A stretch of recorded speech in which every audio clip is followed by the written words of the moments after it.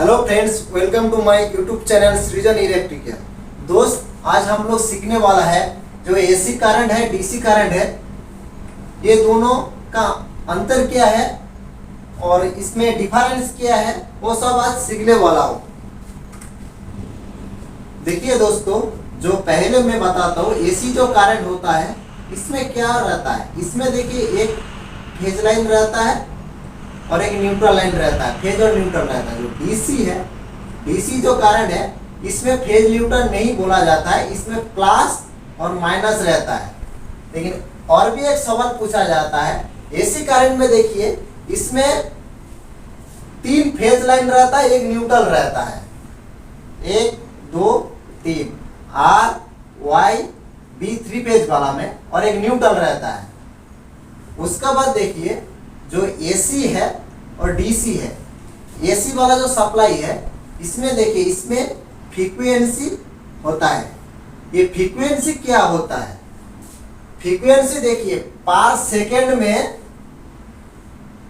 50 बार ये cycle close करता है, इसको फ्रीक्वेंसी बोलता है। हमारा इंडिया में 50 हर्ट्ज है, ये 50 हर्ट्ज ये इसका एकक है, 50 हर्ट्ज।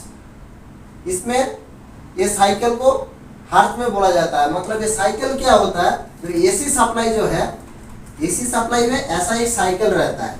इसमें देखिए ये जो आपने बैटरी देखा है, इसमें पॉजिटिव और नेगेटिव रहता है। लेकिन हमारा जो एसी है इसमें पॉजिटिव नेगेटिव नहीं है, ये फेज और न्यूट्रल में जलता है। तो इसमें साइकिल का क्या होता है, देखिए साइकिल हमारा जो इलेक्ट्रिकल में, इंजीनियरिंग में बोला जाता है, साइकिल का ऐसा होता है एक साइकिल, ये 5 सेकेंड में 50 बार आता है जाता है, इसीलिए इसको अल्टरनेटिव करंट बोला जाता है। तो इसमें क्या प्लस माइनस दोनों जाता है आता है, इसीलिए इसमें फ्रीक्वेंसी बनता है। लेकिन डीसी करंट जो है उसका डायरेक्शन एक ही दिग में है, इसीलिए इसमें कोई डीसी करंट में कोई फ्रीक्वेंसी नहीं होता है।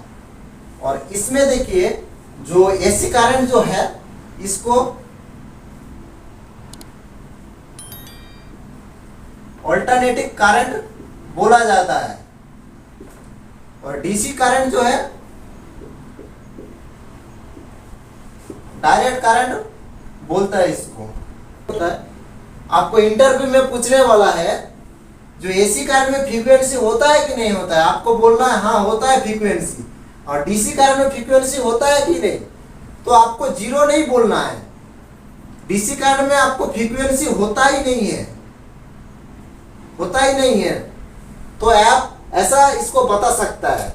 उसके बाद देखिए जो हमारा जो एसी वाला जो बल्ब है, आप लोग देखा है एसी सप्लाई में फेज और न्यूट्रल में इसको लगाने से ये बल्ब देख रहे हैं कंटिन्यू ग्लो करता है, लेकिन ये एक्चुअल में कंटिन्यू ग्लो नहीं करता है।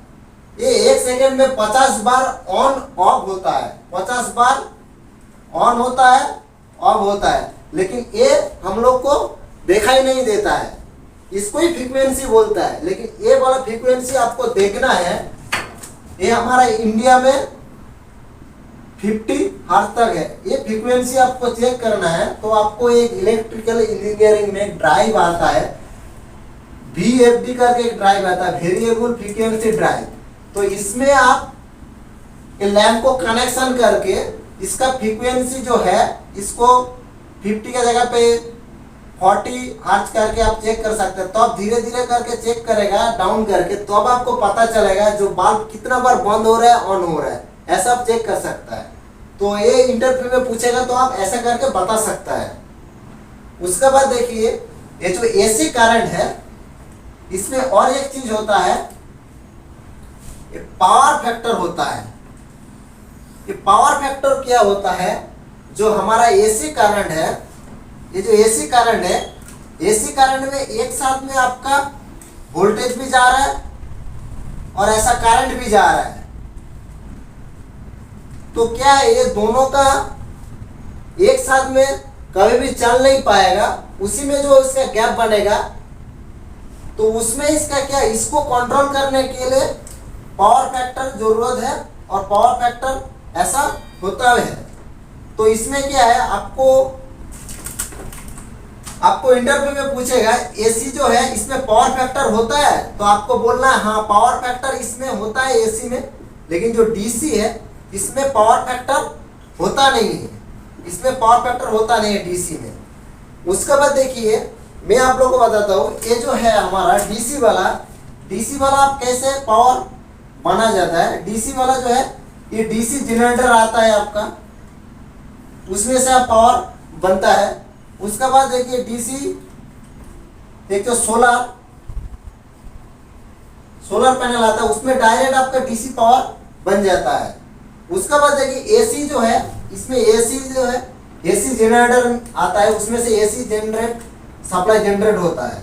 उसके बाद एसी सप्लाई को आप डीसी में कन्वर्ट कर सकता है। ये जो एसी है एसी को आप डीसी में कन्वर्ट कर सकता है। वो कैसे कन्वर्ट कर सकता है, जो हमारा डायोड आता है, डायोड लगा के आप एसी को डीसी में कन्वर्ट कर सकता है। नहीं तो हमारा रेक्टिफायर आता है, रेक्टिफायर को आप यूज करके एसी सप्लाई को डीसी सप्लाई में कन्वर्ट कर सकता है। आपको पूछेगा तो एसी सप्लाई को डीसी सप्लाई में कैसे कन्वर्ट कर जाता है, आप बोल सकता है जो हम डायोड नहीं तो रेक्टिफायर यूज करके एसी सप्लाई को डीसी सप्लाई में कन्वर्ट कर सकता है। इसीलिए एसी सप्लाई जो है ये इसीलिए इसमें पावर फैक्टर होता है। ये पावर फैक्टर इसीलिए जरूरत है, हमारे घर में जो मीटर लगा रहता है, आप लोग देखा है जो मीटर है सिंगल फेज वाला जो मीटर है इसमें पावर फैक्टर लिखा रहता है। तो पावर फैक्टर के वजह से हमारे घर में बिल कम आता है। तो पावर फैक्टर सही रहेगा तो हमारा बिल बराबर आएगा। और थ्री फेज वाला जो मीटर है, थ्री फेज वाला एक मीटर है, उसमें भी आपका पावर फैक्टर लिखा रहता है। ये जो पावर फैक्टर है लिखा रहता है, पावर फैक्टर सही की वजह से हमारा बिल कम आता है। तो पावर फैक्टर कम से कम कितना होना चाहिए, पावर फैक्टर का जो वैल्यू है वो कम से कम 1 होना चाहिए। 1 हमारा बेटा है, तो आपको ये चीज ध्यान रखना पड़ेगा, जो पावर फैक्टर कम से कम 1 होना चाहिए। तो आपको इंटरव्यू में पूछेगा पावर फैक्टर का मान कितना होना चाहिए, आपको बोलना चाहिए बेटर के लिए 1 होना चाहिए। तो आप पावर फैक्टर सही करेगा तो आपका जो बिल है, इलेक्ट्रिसिटी बिल है, वो कम हो सकता है। तो अभी मैं आप लोग को एसी और डीसी का बारे में समझाया वो कैसा होता है, तो आप लोग को शायद समझ में आ गया।